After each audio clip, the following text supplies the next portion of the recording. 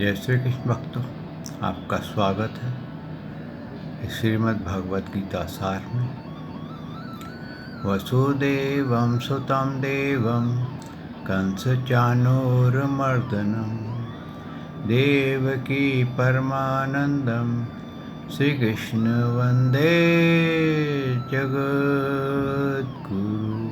श्री कृष्ण शरणं गोपाल शरणं श्री कृष्ण शरणं गोपाल शरणं मेरे बाके बिहारी नंदलाल शरणं मेरे बाके बिहारी नंदलाल शरणं श्री कृष्ण शरणं गोपाल शरणं श्री कृष्ण शरणं गोपाल शरणं मेरे बाके बिहारी नंदलाल शरणं मेरे बाके बिहारी नंदलाल शरणं श्री कृष्ण शरणं गोपाल शरणं श्री कृष्ण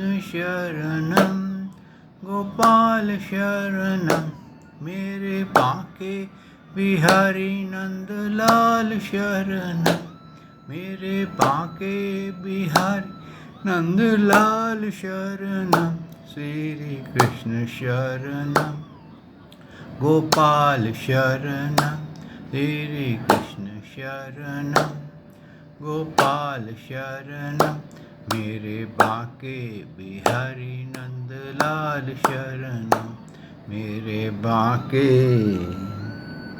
बिहारी नंदलाल शरणं।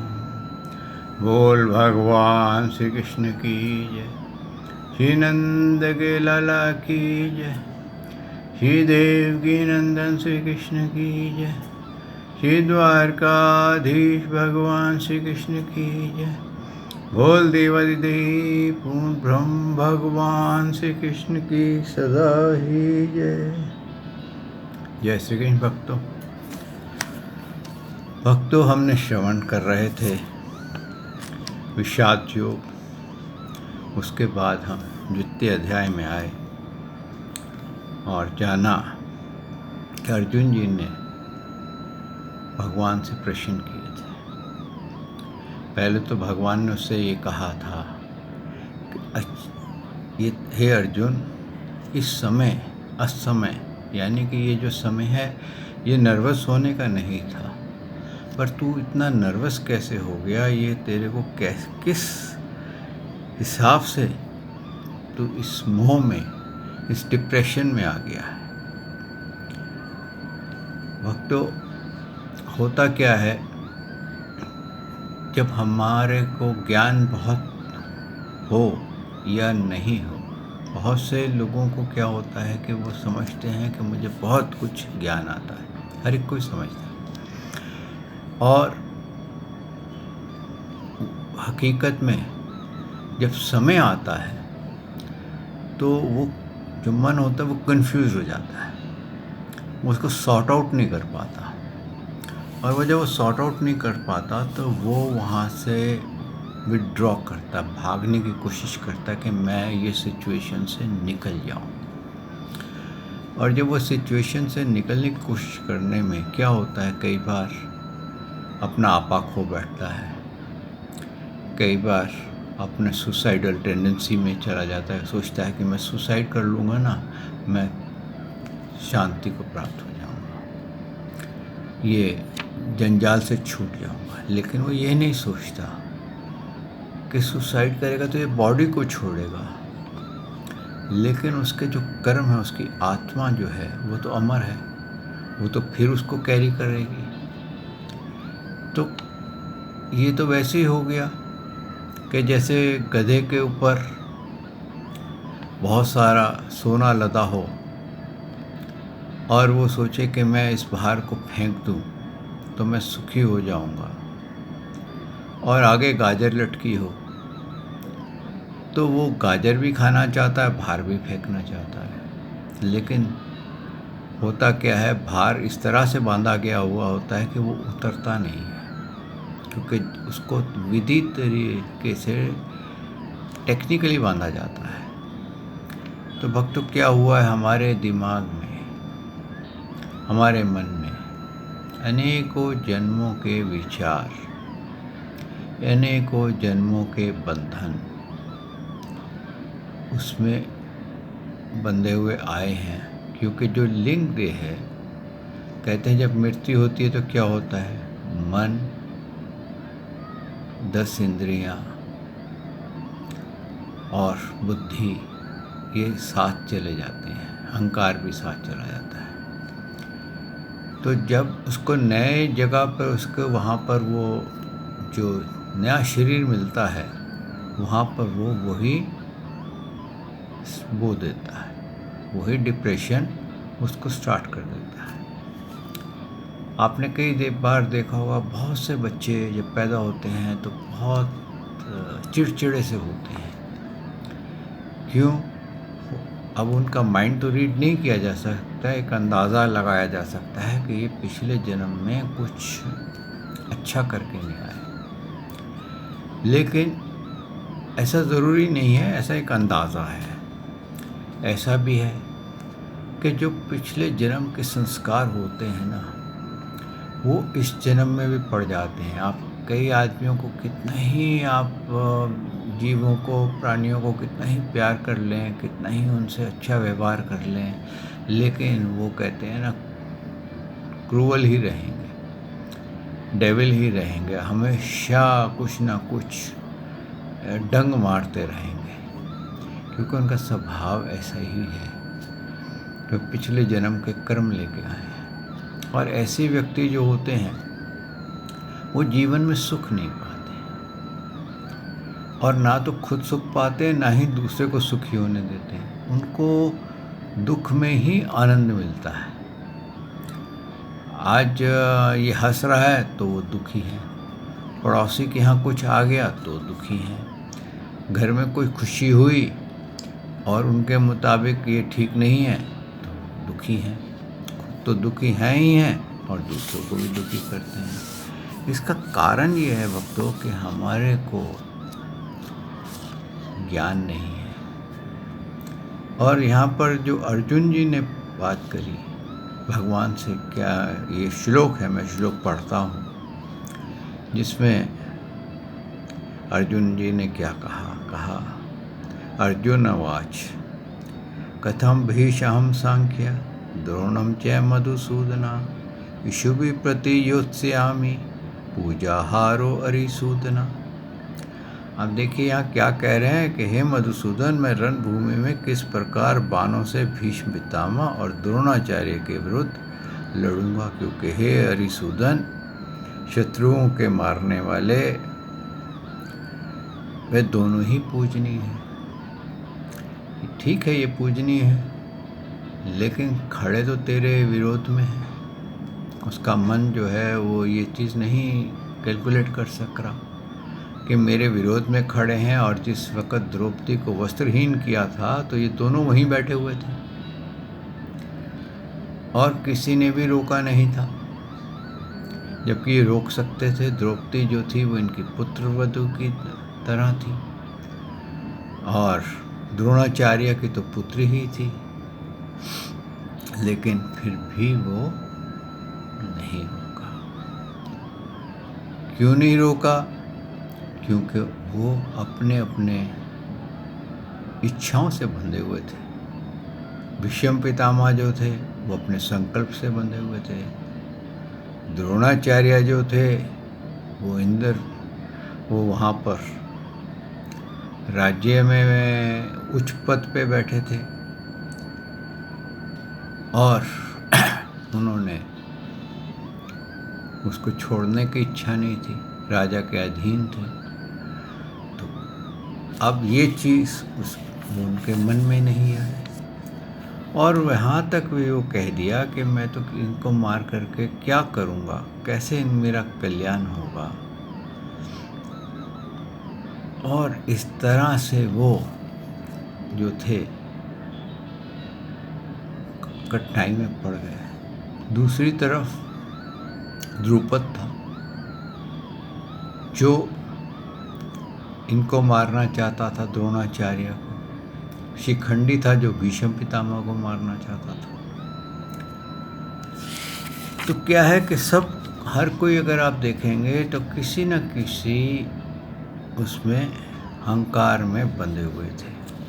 अब यहाँ पर क्या हुआ कि अर्जुन जी आए तो बड़े शौक से थे और भगवान को भी कहा कि मेरा रथ जो था वो दोनों सेनाओं के बीच में खड़ा कर दो। लेकिन वहाँ पहुँचने पर वो नर्वस हो गए। इसलिए नर्वस नहीं हो गए कि वो लड़ नहीं पाएंगे, उनके अंदर मोह जागृत हो गया कि मैं सारी जो पास्ट हिस्ट्री है वो जागृत होने लग गई कि कैसे मैं इनकी सेवा करता था, कैसे ये मेरा देखभाल करते थे। तो भक्तों क्या होता है, ये इसलिए हो जाता है। इसी तरीके से हम कहते हैं ना, काम क्रोध लोभ मोह अहंकार के अधीन जब आ जाते हैं तो हमारा मन जो होता है वो डोलने लग जाता है, हमें नर्वसनेस में ले जाता है और हम बाहर नहीं आ सकते। वही धृतराष्ट्र के पुत्र हैं जो कि उनको मारना चाहते हैं, उनका राज्य छीना है, लेकिन अब अर्जुन जी को अपनापन लग रहा है। क्यों लग रहा है? क्योंकि यहाँ पर क्या हुआ है, उनको ज्ञान की कमी हो गई है। और बाद में उन्होंने अंत में जब आखिरी प्रश्न किया है, उन्होंने यहाँ तक कहा कि मैं तो कोई भूमि का इतना बड़ा अगर मेरे को दे दिया जाए, इनको मारने के बाद मेरे को कभी भी चैन नहीं पड़ेगा, मेरा मन हमेशा दुखी रहेगा। तो इस तरह से कहते हुए उन्होंने कहा, हे भारतवंशी धृतराष्ट्र अंतर्यामी श्री कृष्ण महाभारत दोनों सेनाओं के बीच में शोक करते हुए उस अर्जुन को हंसते हुए से ये वचन कहे। क्या कह रहे हैं? भगवान ने क्या कहा?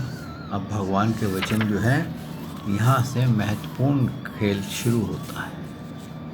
ये द्वितीय अध्याय का यहाँ से मेन गीता 11वें श्लोक से आरंभ होती है। और भक्तों, ये हमें समझ क्यों नहीं आती है, गीता में कमी क्या रह जाती है, इसको भी हम समझना चाहिए। होता क्या है भक्तों कि हम हर कोई खुशी को ढूंढने जाता है कि खुशी कहाँ मिले।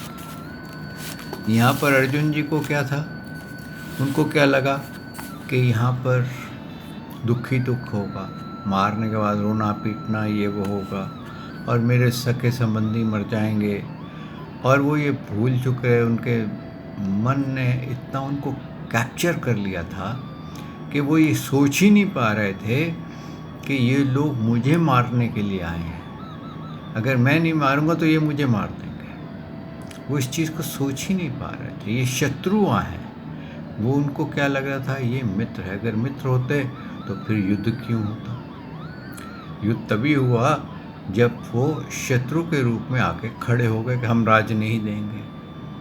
जब वो 14 वर्ष का वनवास भुगत के आए और उन्होंने राज्य मांगा तो उन्होंने इनकार कर दिया, उसके बदले में युद्ध ठान लिया।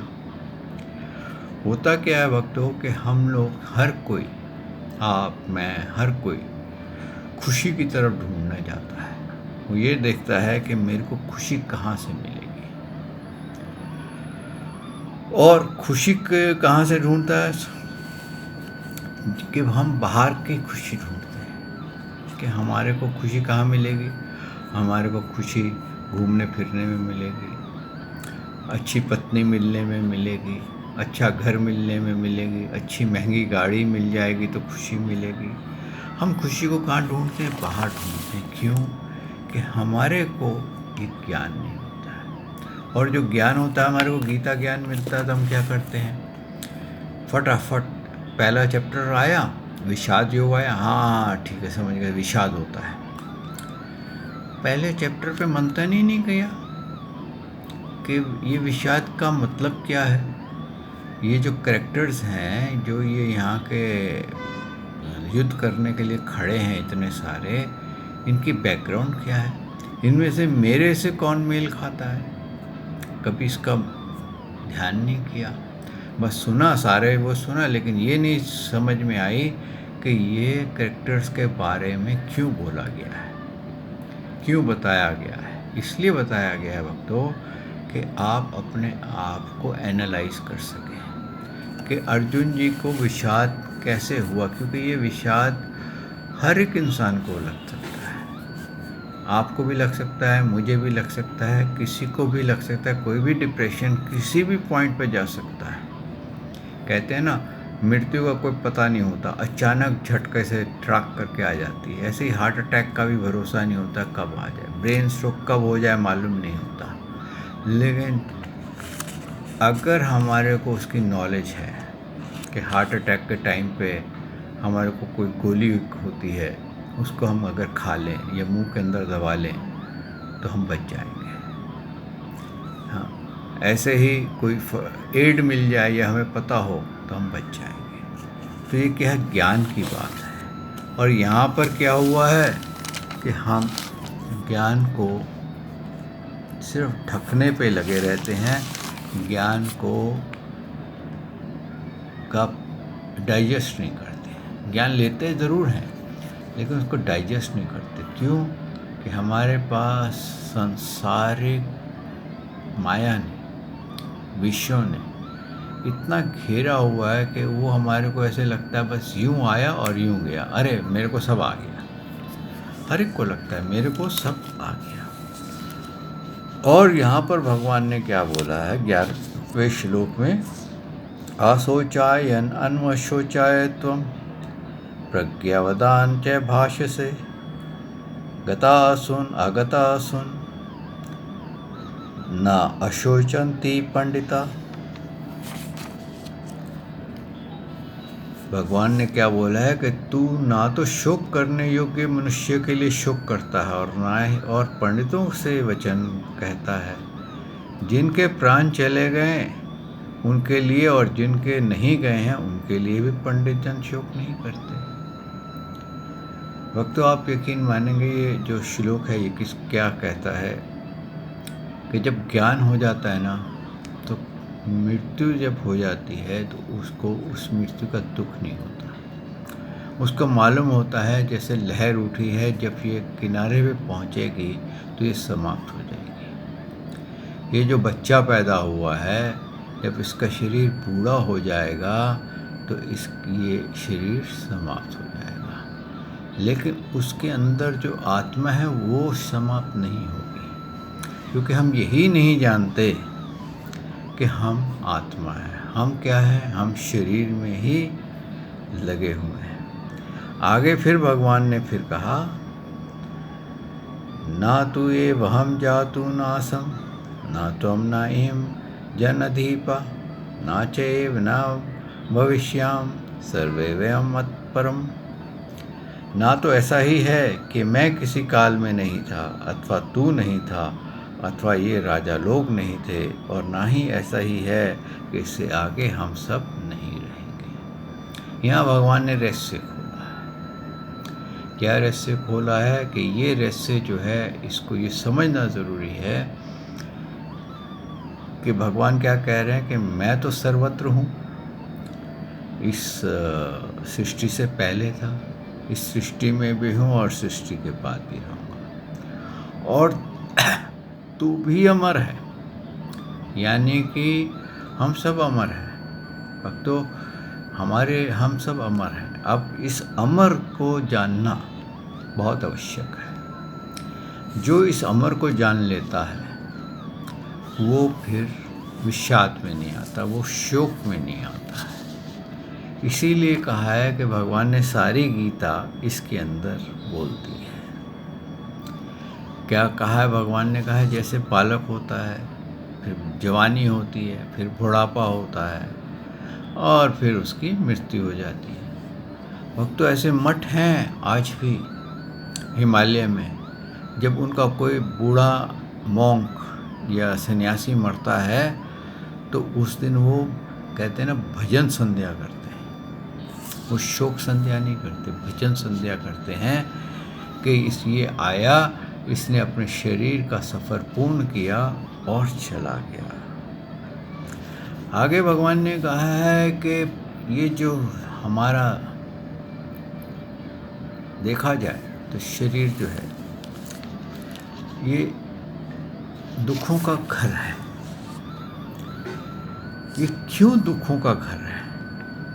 क्योंकि हम लोग जो हैं भक्तों सदा इंद्रियों के विषय में सोचते हैं और हम इंद्रियों के अंदर खोए रहते हैं, इंद्रियों के विषय में खोए रहते हैं कि ये अच्छा भोजन मिल जाए रस इंद्री खुश हो जाती है, ये अच्छा देखने को मिल जाए आंखें खुश हो जाती हैं, ये सुनने को मिल जाए कान खुश हो जाते हैं, और कभी मन आपका खुश और कभी दुख। अब इस मन में जो खुश और दुख होता है वो किसको होता है? अब आप इसमें हम थोड़ा सा एनालाइज करते हैं। क्या होता है भक्तों? अब मैं आपसे पूछूं कि आप शीशे के सामने खड़े हो जाएं और कहें मैं कौन हूँ। आप अपने वो शीशे के जब सामने खड़े तो आप अपना नाम बोल सकते हैं, मैं ये हूँ। लेकिन आप अपने नाक पे हाथ लगाएं तो आप क्या बोलेंगे? मेरा नाक है। कान में हाथ लगाएंगे तो बोलेंगे मेरा कान है। ये हाथ किसका? आप बोलेंगे मेरा। वो ये बॉडी किसकी? आप बोलेंगे मेरी। अच्छा, ये विचार कौन कर रहा है? बुद्धि। और ये इसमें विचार कहाँ से आ रहे हैं? मन में आ रहे हैं। तो मन में आ रहा है जब आप बोलेंगे तो बुद्धि विचार कर रही है, तो इसका मतलब आप बुद्धि और मन से अलग हैं, क्योंकि आप देख रहे हैं कि मन में विचार आ रहे हैं। मन क्या है? जड़ है, वो एक इंस्ट्रूमेंट आपको मिला है। तो आप उसको देखते हैं कि वो खुश हो गया तो आपको वो कहता है मैं खुश हूँ, तो आप उसको एक्नॉलेज कर रहे हैं।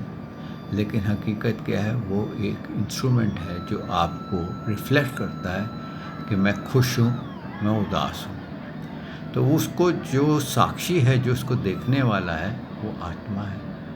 और आत्मा कौन है? भगवान का अंश है। और भगवान ने क्या कहा?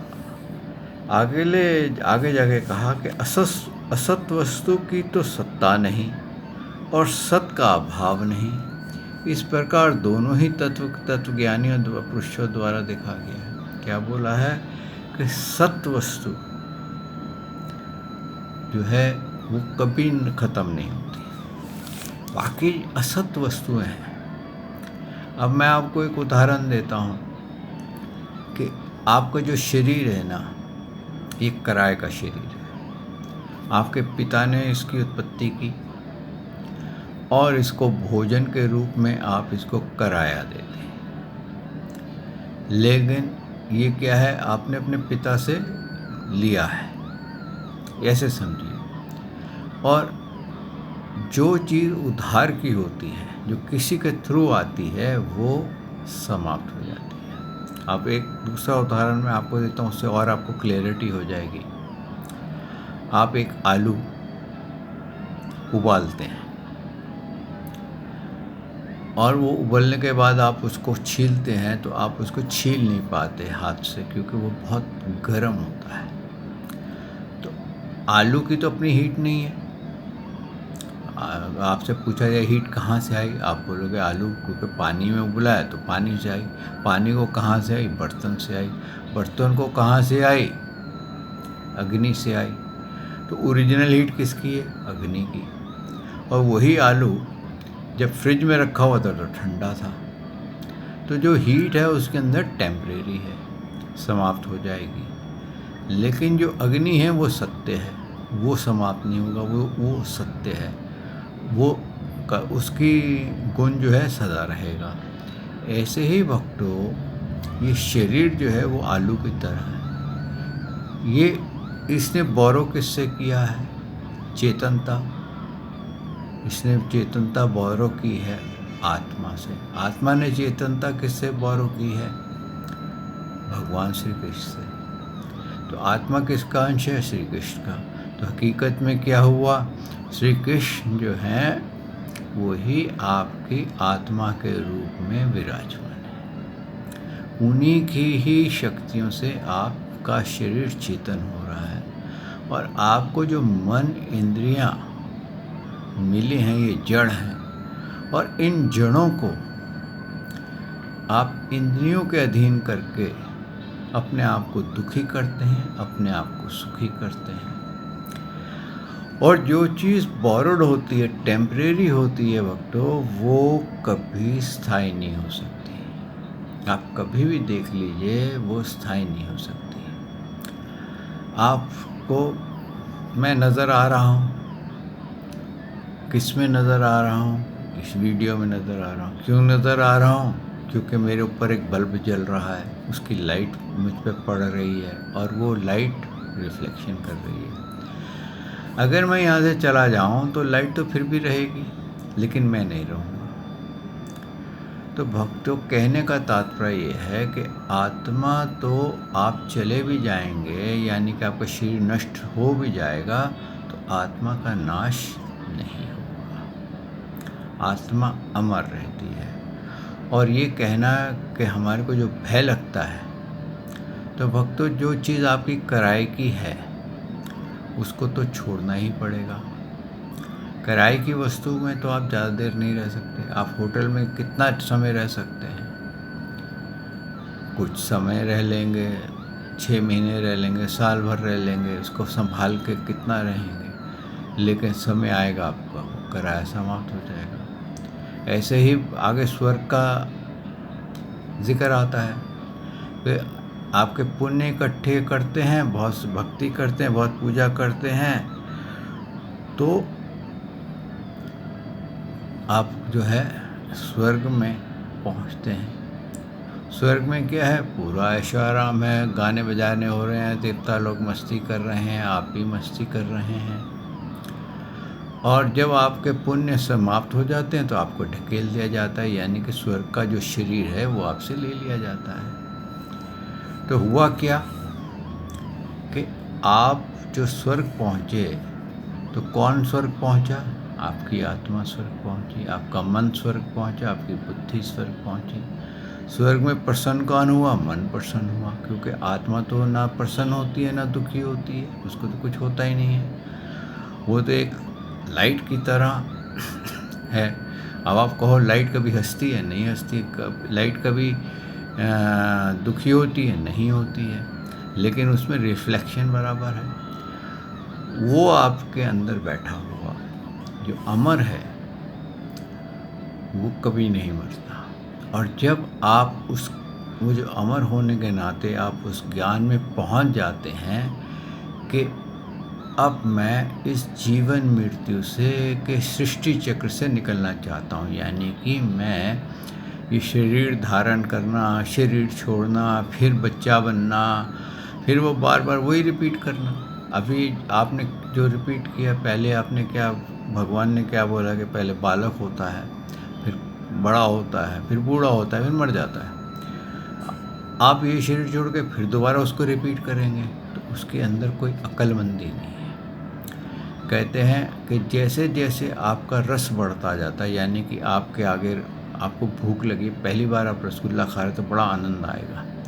एक रसगुल्ला खाया, दूसरा खाया, तीसरा खाया, चौथा खाया, हल्के हल्के क्या होगा, आनंद खत्म हो जाएगा। आपको हटाओ इसको। तो भक्तों, जब आप बोलोगे हटाओ इसको, तो वैसे ही हमारे जो आत्मा है, मन है, वो बार बार जन्म मृत्यु के अंदर जब जाता है तो उसके अंदर उसकी तृष्णा समाप्त हो जाती है। और जब तृष्णा समाप्त होती है तो उसके अंदर ये जागृति आती है कि मैं किस तरीके से इस जीवन मृत्यु से निकलूं। क्यों? कि अब उसको मार्ग चाहिए। जब मार्ग चाहिए तो फिर वो ज्ञान की तरफ जाता है, भक्ति भक्ति की तरफ जाता है और फिर भक्ति में वो आगे बढ़ता है और उन गुरुओं के शरण में जाता है, उस लिटरेचर की शरण में जाता है जहाँ से उसको ज्ञान मिले। लेकिन अगर वो ज्ञान उसको डाइजेस्ट नहीं कर सके तो केवल इकट्ठा कर लेगा। जैसे गधे के ऊपर सोना लाद दिया जाए, वो अपने दिमाग पे बोझा लाद लेगा ज्ञान का। तभी भगवान ने उसको अनेकों योग आगे बताए हैं। इसी प्रकार से भगवान ने अंत में ये बाद में बोला है, नाश रहित उसको जान जिससे ये संपूर्ण जगत दृश्य वर्ग है, व्याप्त है। इस अविनाशी का विनाश करने में कोई भी समर्थ नहीं है। यानी कि नाश रहित कौन है? हमारी नाश रहित आपका मन भी है, नाश रहित आपकी बुद्धि भी है। कि जब आप भगवान के लोक में प्रवेश करते हैं तो उस वक़्त आपका लिंग देह हट जाता है, आप प्योर सोल के रूप में भगवान के उसमें प्रवेश करते हैं। और दूसरा भगवान ने क्या कहा है कि जिससे ये दृश्य वर्ग हो रहा है, दृश्य वर्ग किससे हो रहा है? हम किसकी सत्ता से देख रहे हैं? आत्मा की सत्ता से।